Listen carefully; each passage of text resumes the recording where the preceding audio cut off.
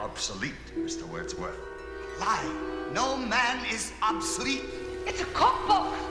Who are we? When will they take the bandages off? You're a bad man. You're a very bad man. This lemon sucker here. He's the most suspicious of the bunch. My name is Talkie Tina, and I'm beginning to hate you. I believe you're going my way. Live from Willoughby at the heart of the Twilight Zone. Here are your hosts, Alex and Tyler, the prestigiously perfect podcast in which we call The Twilight Zone. What is up, Gnomies? I'm Alex. And I'm Tyler. Welcome to the Twilight Gnome Podcast, a podcast where we discuss a random episode of the Twilight Zone each and every week until all are said and done. This is episode number 70, and what episode are we going to be discussing this week, Ty? This week, we are discussing Lateness of the Hour. Season 2, Episode 8, original air date December 2nd, 1960. This was written by Rod Serling and directed by Jack Smite, who did 4 Twilight Zones. Are you ready for his? Let's hear him.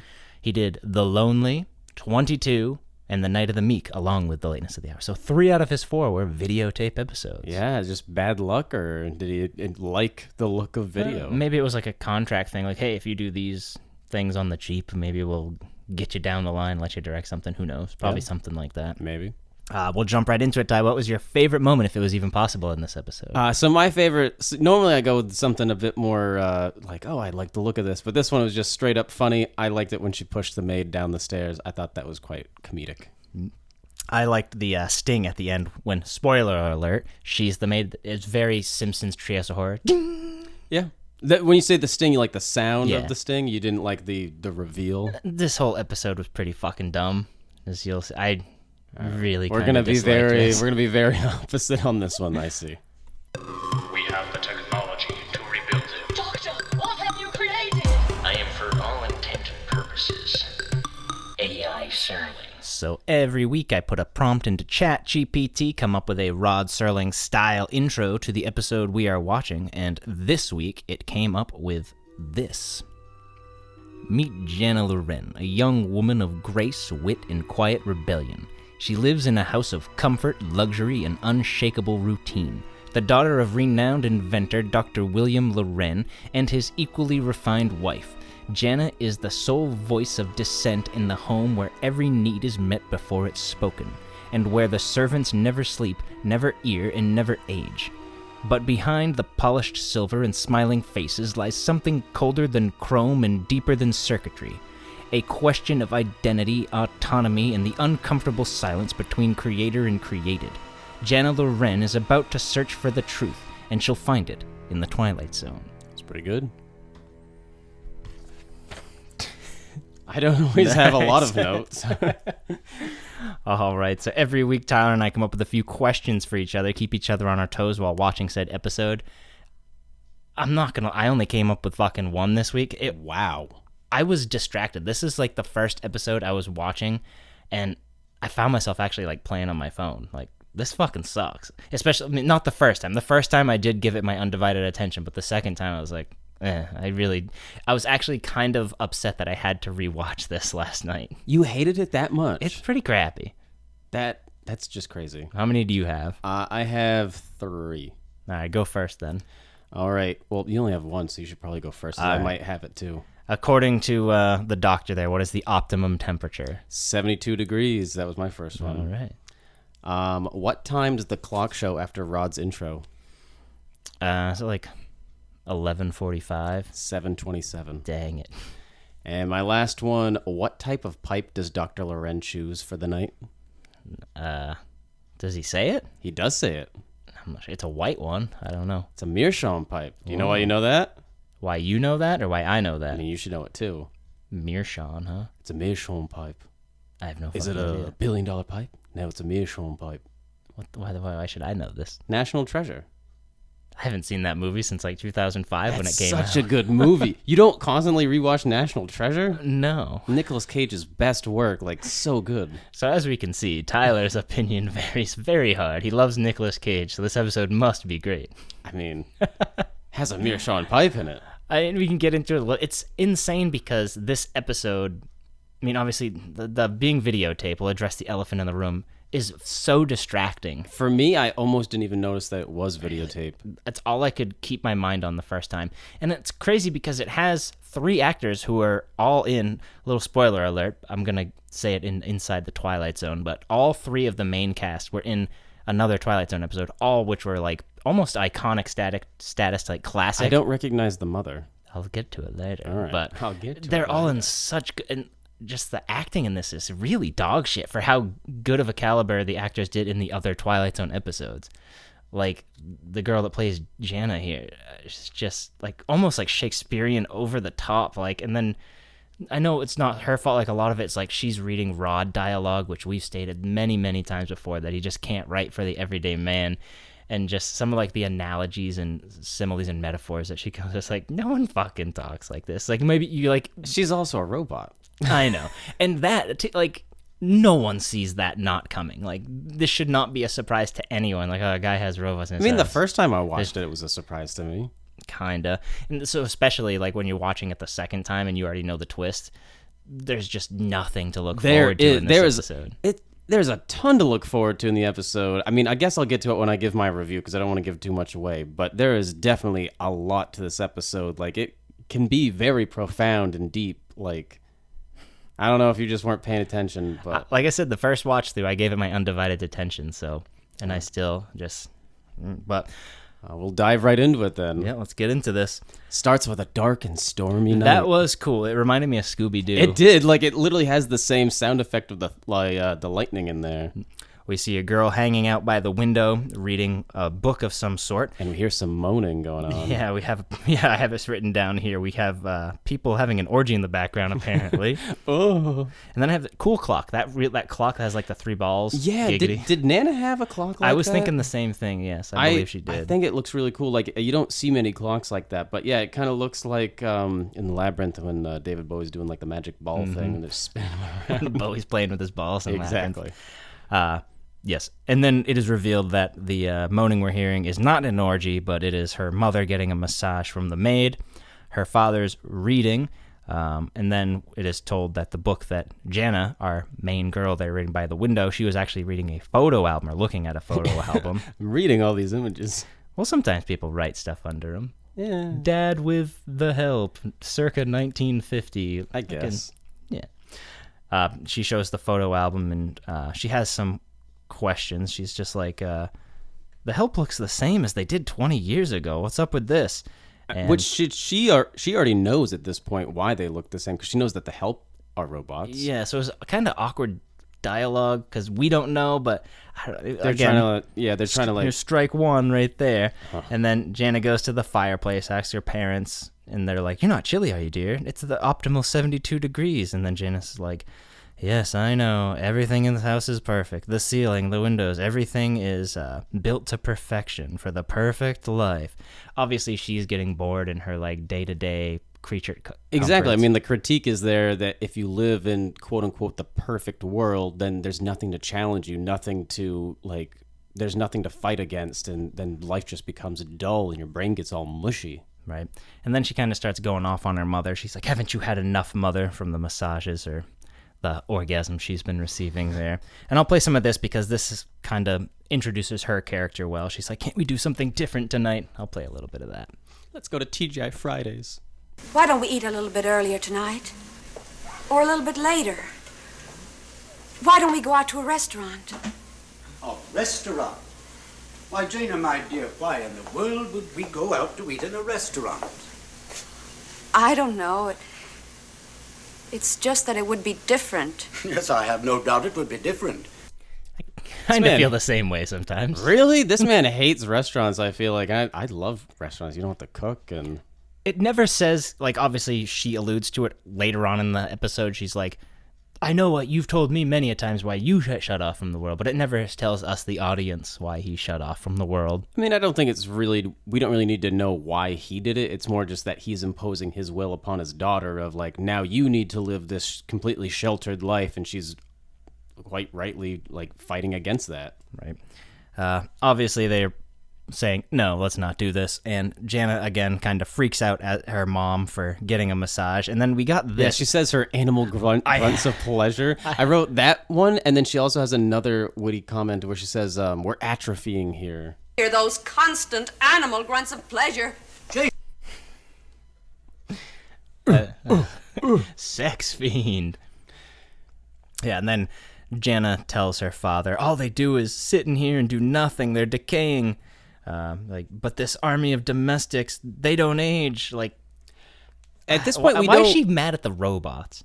Yeah, I mean, is it like a thing of like self-hatred because deep down inside she knows she's a robot? No, she's not mad at the robots. She's mad that her parents are allowing the robots to essentially do everything for them. Like, they're not living life. They're just sitting in the same place day after day doing the same things, and they love it when they shouldn't. And she's just trying to get them out of that rut and just... Then again, they're old. Like, maybe they've done everything.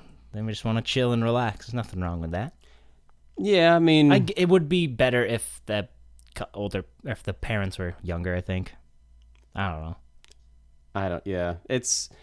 I completely get it from Jana's perspective, though, where she is young and she wants to be out and not doing the same thing. I guess it is unfair of her to critique her parents' lifestyle of wanting a very leisurely, boring, rut-like routine, so... It's at this point that Jana starts yelling at the maid. The rest of the help comes out. Jana goes on a huge rant about all they have is secrets and that nothing changes. The maid talks back to Jana. So what does she do? She throws her down the stairs. Hilarity ensues. And at this point, we still don't know that they're robots, so it just seems like she's acting like a total bitch to all the help. Like, she's like just complaining about them and throwing them down the stairs. I'm like, ooh, lady. Right. Yeah, and then the maid just smiles the whole time. And then we get the realization, if you haven't gotten it by now, that Dad tells her they're all robots that he created, and then Rod brings us in. In Season 2, it does seem like they tried to integrate him into the scene more. They didn't rely on the whip pan. He was actually in them, which seems a little bit more organic and cool. Yeah, I like how they kind of have him just walk into frame here. The residence of Dr. William Loren, which is in reality a menagerie for machines.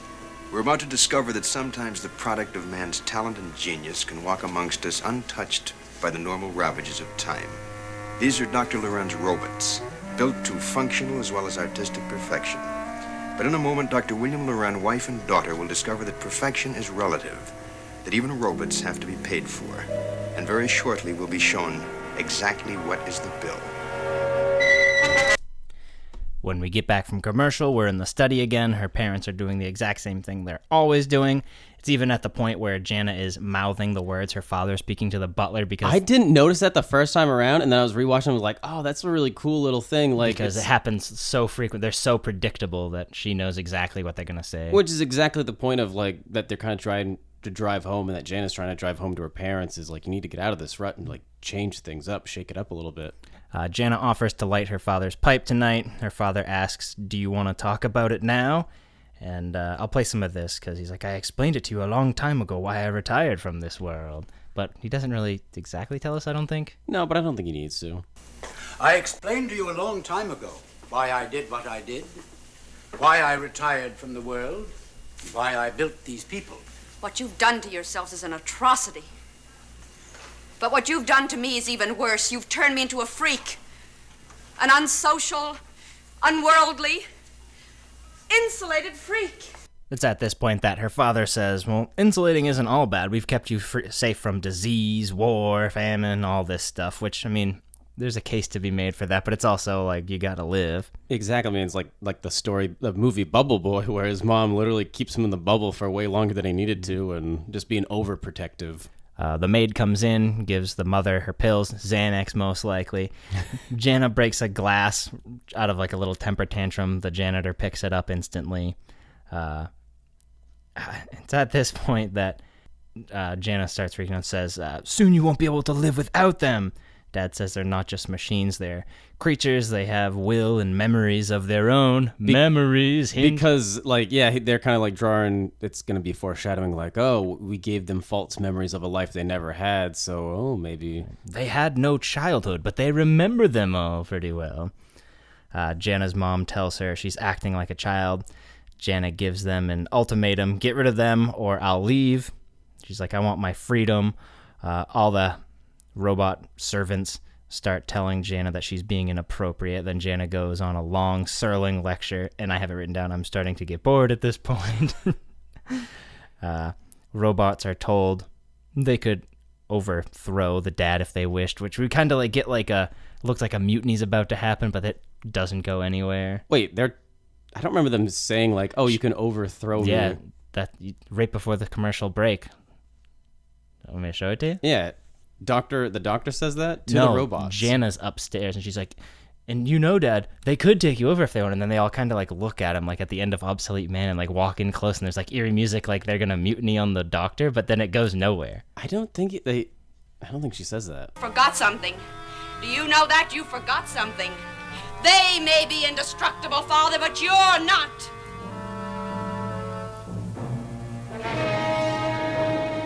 He didn't say anything about them overthrowing him. They're just saying that he's going to die someday. The implication was that he's not indestructible so that the servants could become the master or take out the master. They were definitely trying to hint at that. That's not. I didn't pick up on. Why would they have all just turn to him and stare at him and get closer to him? That's so weird if it's not.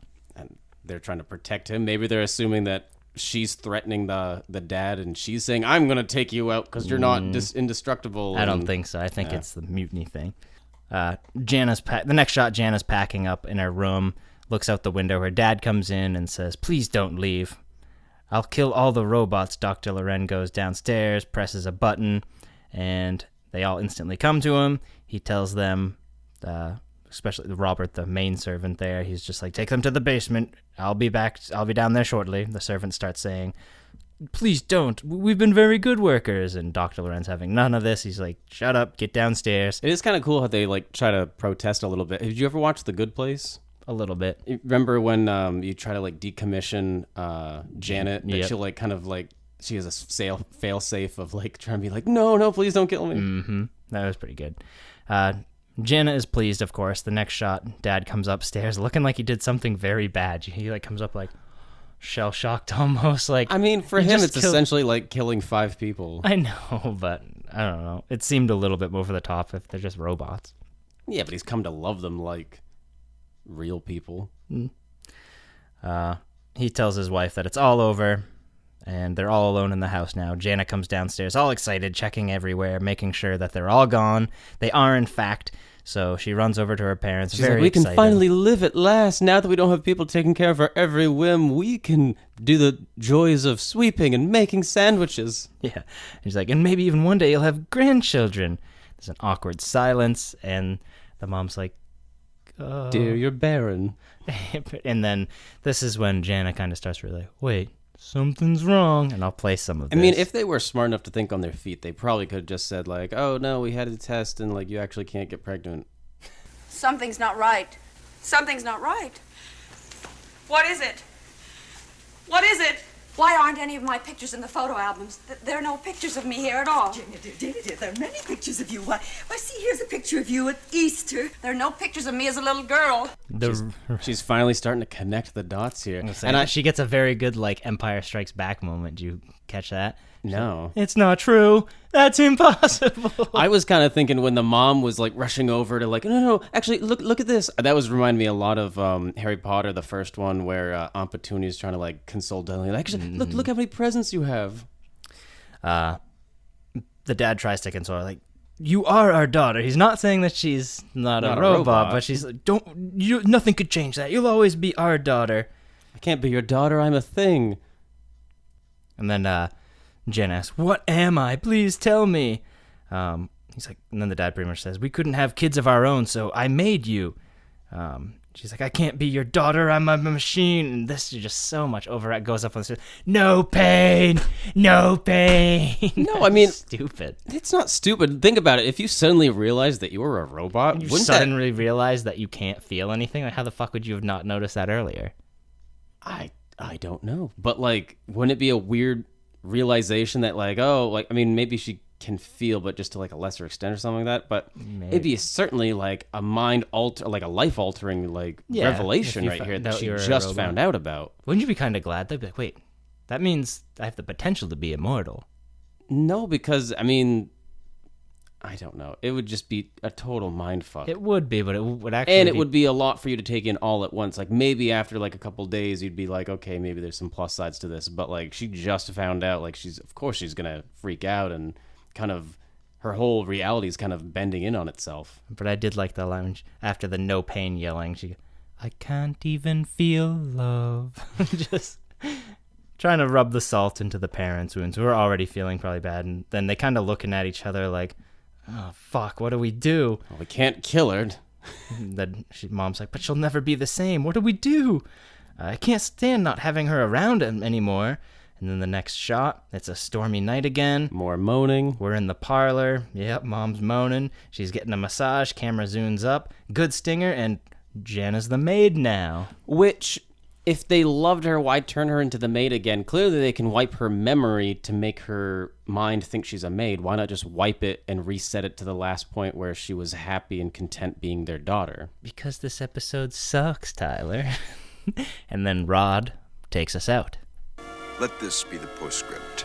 Should you be worn out by the rigors of competing in a very competitive world, if you're distraught from having to share your existence with the noises and neuroses of the 20th century, if you crave serenity but want it full time and with no strings attached, get yourself a workroom in the basement and then drop a note to Dr. and Mrs. William Loren.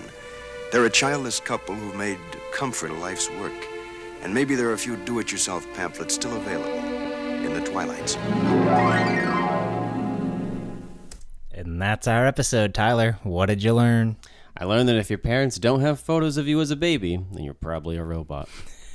Probably. All right, we'll jump right into ratings. IMDb currently has this at a 7.1 out of 10, which is absolutely ridiculous. I'll go first because I know you like this more. I'm giving this a 4. Wow. It was a fucking 4. Bore. It's so boring. The video tape is just so distracting. The acting is just over the top. I don't like this episode. This is definitely an episode in a marathon I would go make a snack or go do something. A 30-minute snack? Yeah. I'm a fat guy. I completely disagree. I really liked this episode. I'm going to give it an 8. I thought it was really good dive. That's our biggest fucking thing now. Is it? I believe so. I thought we already had a 3.5. I don't believe we've had a 4. All right. Well, this is the biggest This is divide. the episode that divides us. This is the episode that took the Twilight Gnome down.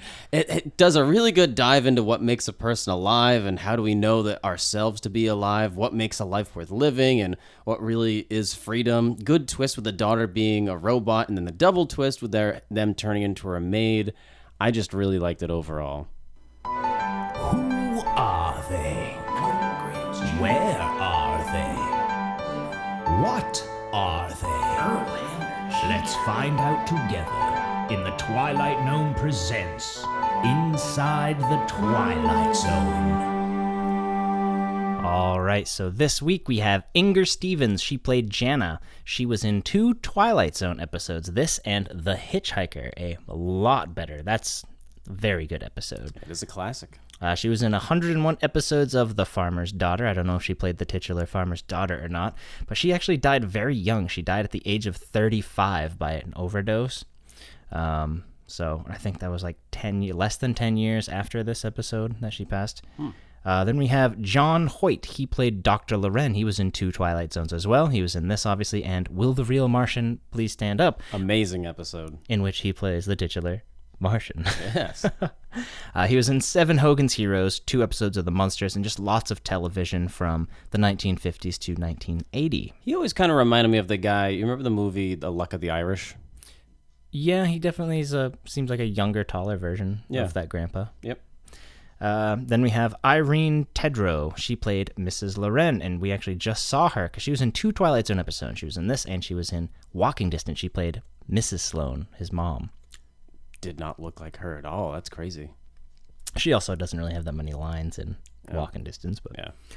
She was in 2 episodes of Three's Company, 1 episode of The Addams Family, and 1 episode of The Andy Griffith Show. And again, just lots of television from the 50s to like the 80s or so. Any sex fiends out there?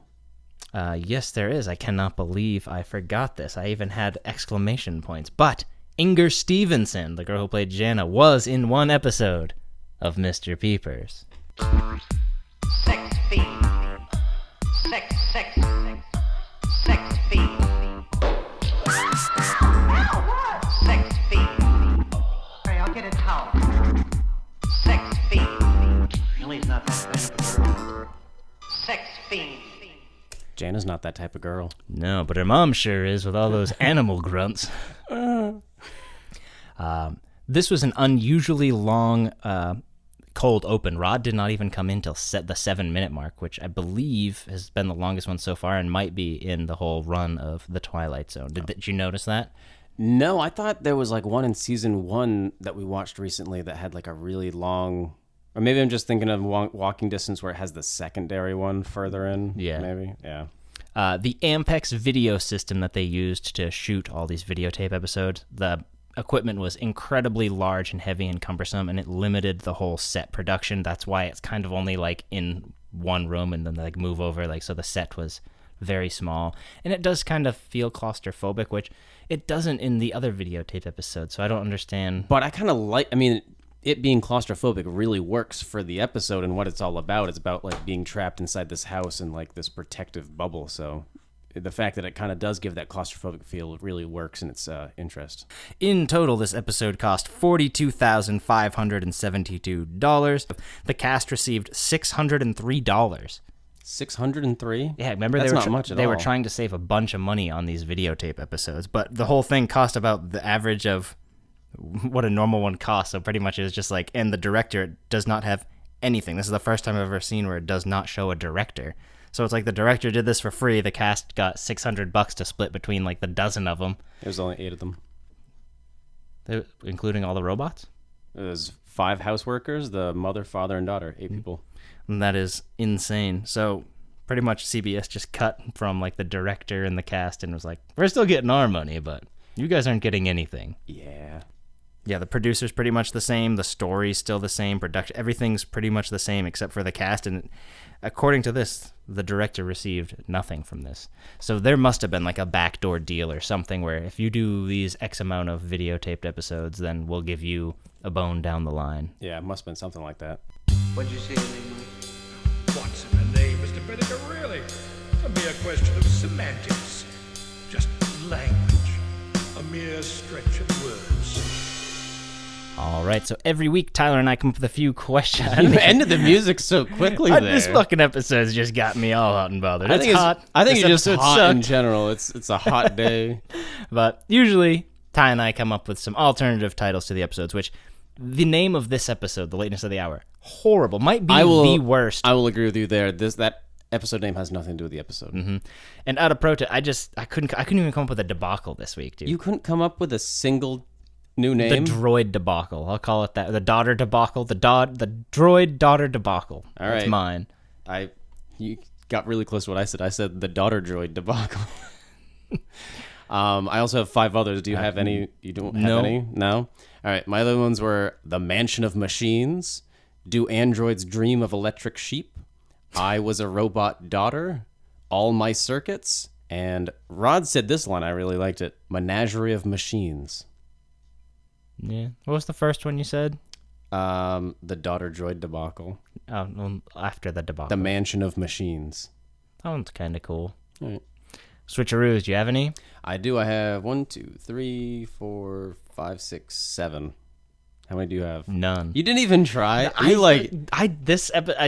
wanted it to be over and out of my mind. I could not be You're bothered. like, I'm not working. All I right. feel bad because obviously I like to take this podcast seriously, but there's something rubbed me the wrong way about this episode. All right. Okay. My switcheroos, I got A Thing About Machines. Obviously. Yeah, that's a good one. To Serve Man.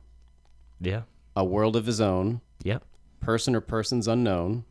In His Image. Yeah, that's a good one. Steel. And this next one is a tweak on Ring-a-Ding Girl. It's Beep-a-Boop Girl. Beep a boop. That's pretty good.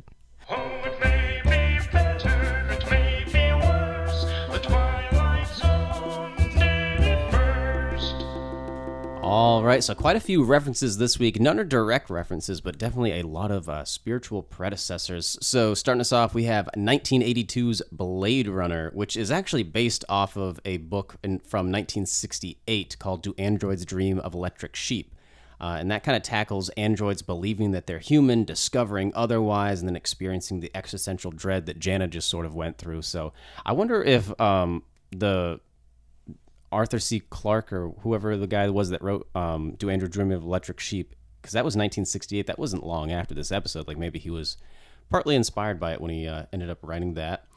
And then we also have Westworld, both the 1973 movie and then the 2016 show, both tackle themes of artificial beings developing self-awareness and then rebelling against their creator. So again, very similar to what Jana just went through. And then we have the 2013 episode of Black Mirror called Be Right Back, where a wife creates an AI android of her recently deceased husband. And then there's the Stepford Wives, both the 1975 and the 2004 films that reflect like the eerie domestic perfection and robotic behavior portrayed in this episode. So I did enjoy that movie. Have you seen that? I haven't. I'm guessing you watched the newer one. Yeah, the one with Nicole Kidman. Yeah, it's good. It is good. Okay, I was reading the description of it because I'd always heard it and I assumed it was like the TV show Weeds or something like that. Just from the name, I was like, I don't know what this is about. But then I read it. I was like, oh, it's kind of cool. Like a cool sci-fi twist to it. Yeah, I remember we were up to Evergreen one year and it was just playing and it caught me off guard because when you get the plot twist that they're all robots, like, whoa, holy shit. I thought this was just going to be like a chick flick and this turned into like a sci-fi thing. It was really cool. Yeah. And then the last one I got here is the Turing test, which is proposed by the scientist Alan Turing, who he was essentially... Alan Turing. He was pretty much people consider him the father of like the modern computer. And essentially his test was a test to see if a machine's ability to convincingly imitate human behavior. So you forgot about the movie AI. Is that the one where there's like a robot and a guy invites someone over to the house to like see, like essentially do a Turing test, or is that a different thing? Oh, this one is Haley Joel Osment plays a little boy robot, and the couple like lose their young son, so they have a robot version of him made, and it's about the whole like external thing of that. Stanley Kubrick was supposed to be his final movie, but he only got to like to do pre-production, then he died, and then Spielberg took it over. But it's actually pretty good. Oh, cool. Yeah. All right, so every week Tyler picks the episodes, and he does so by showing me an AI-generated picture. I play a little game where I have to guess what it is. Bless you. So are we back to like... No, so this next block, it's a block of 10, and it is all other. So all the 70s here will be other? Yep, 71 through 80 will all be other. All right, well, I guess I have no idea, so... You ready? Yep, let's see. Mr. Denton on Doomsday. Correct. The third episode? Or the second episode? I think it's the second episode. No, it's definitely not the second. It's the third. I think it's the third or the fourth. One for the Angels is second. It's third. It's the third episode. Fourth is 16mm Shrine. Yeah, I didn't remember this when I watched it, but I really liked good one. I liked the twist, and I was like, You'll always remember the day fate jumped in. I love that line. I was like, the day that fate stepped in. I was like, that's a good line. It's so cheesy, but it is good. It's not even cheesy. It just works perfect. I'm like, oh, yep, your name's Fate. Yeah. Awesome. All right, I'm excited for that. Season 1. A little palate cleanser after this episode here.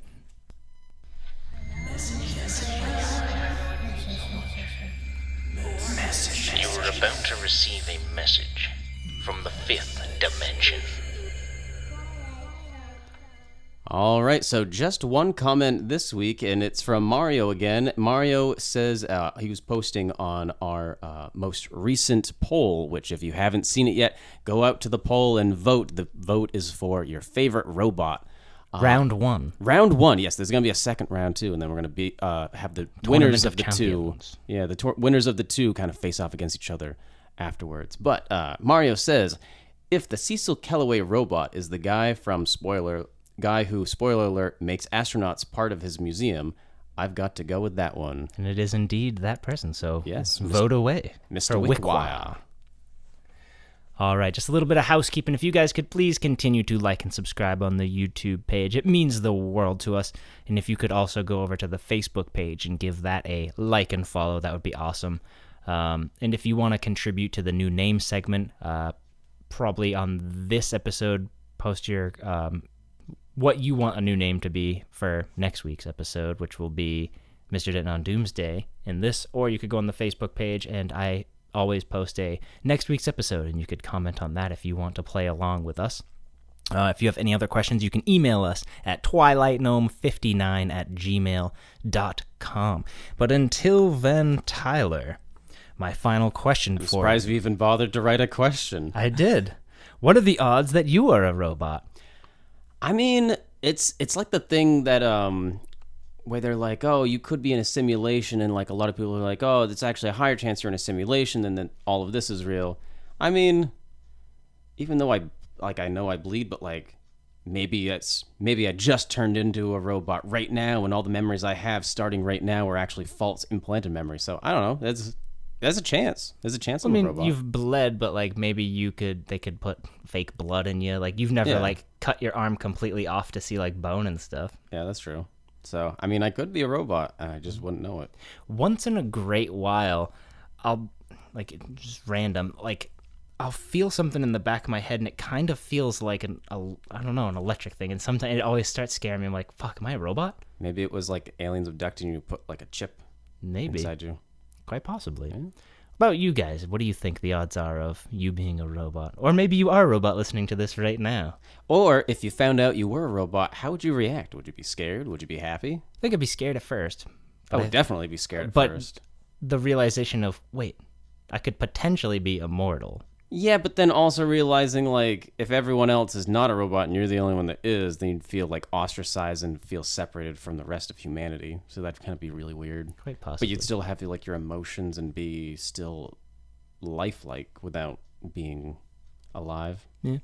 Either way, the story would probably be a lot better than this episode's story was. No. Well, until then, at least next week we got a good episode to look forward to, guys. Mr. Denton on Doomsday. Be there or be square. Until then, Ty, do you have anything to say to our dear, dear listeners? Yes, thank you all for stepping into the Twilight Gnome with us. It's 4 o'clock, the howling man is gone. Frisbee's telling stories, Mr. Dingle's strong. There's time enough for the real Martian to stand up. Next stop, Willoughby, little girl is lost. There's something on the wing, Walter Jameson won't live long. Feel like I'm 5 characters in search of exit. Help, I'm slipping into the twilight known. Luckily on Thursday we leave for home. The chemists came and gave beauty to behold. Where's everybody? Get Axel Tyler on the phone. Now you're listening to the Twilight Known. Till next Friday night, you won't be alone. Till then, just keep watching your favorite TV show. Take it, Mr. Serling. Listen hard and long.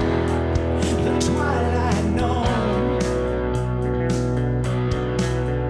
Listen hard and long. The Twilight Known.